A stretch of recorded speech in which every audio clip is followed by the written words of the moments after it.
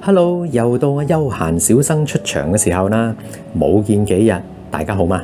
今晚我想同大家分享一個滋陰潤肺、生津止渴、強健骨骼嘅養生湯水，就係沙參玉竹螺片豬展湯。呢個湯對經常捱更抵夜、睡眠失調，尤其是喺更年期出現骨質疏鬆嘅人士，都特別適合飲㗎。如果大家想知道呢個湯點煲嘅話呢，今晚我嘅視頻就有詳細嘅講解㗎啦，希望大家鍾意啦。喺我分享之前，請大家免費訂閱我休閒小生嘅頻道，仲有撳埋個鐘仔，當有新片上架嘅時候，就會即時通知大家㗎啦。沙參玉竹就有滋陰潤肺、解肺熱肺燥嘅功效。咁大家可能會問：喂，咩叫做肺熱肺燥啊？如果你有喉嚨乾涸、聲音沙啞，仲有兩聲咳添，咁呢啲就係肺熱肺燥嘅症狀。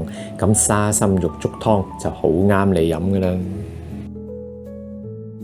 同埋將啲蜜棗、果皮、南北杏一齊用清水浸佢最少30分鐘，因為所有呢啲嘅乾藥材湯料都會經硫磺分焗過嚟到防止昆蟲滋生，而硫磺對我哋身體係冇益㗎，只有用清水浸佢，先至能夠將呢啲殘餘嘅硫磺徹底清除。而家就等我處理埋其他嘅煲湯材料先啦。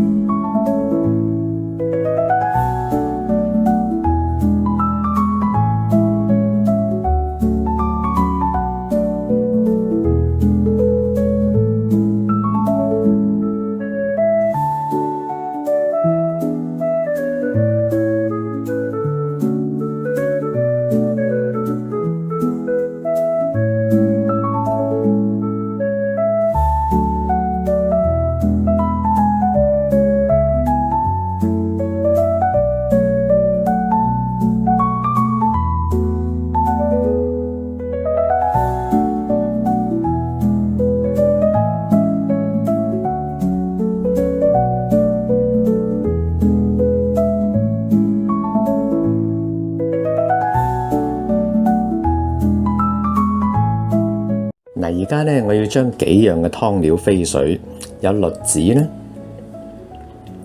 豬展、螺片同埋陳腎。栗子我想講講，我買呢啲栗子係即時剝殼嘅，所以翻嚟嗰個質素就會好好多。如果大家買嗰啲係預先剝咗殼或者真空處理包裝嘅話呢，翻嚟記得要清洗同埋飛水，因為以防佢落個色素或者係防腐劑，咁大家留意翻。OK， 搞掂，咁啊沖翻乾淨啲污糟嘢佢啦。咁啲湯料就可以備用嘅啦。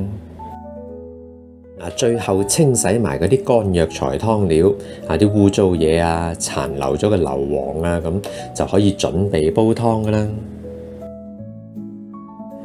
煲一般嘅藥材湯咧，都會帶有多少嘅苦澀味，所以我都會加入適量嘅新鮮材料，好似係蘿蔔、栗子、粟米咁，令到啲湯嘅味道同埋營養更加豐富。同埋煲完湯嘅蘿蔔、栗子啊，好好味噶，咁有得食有得飲，唔係更加好咩？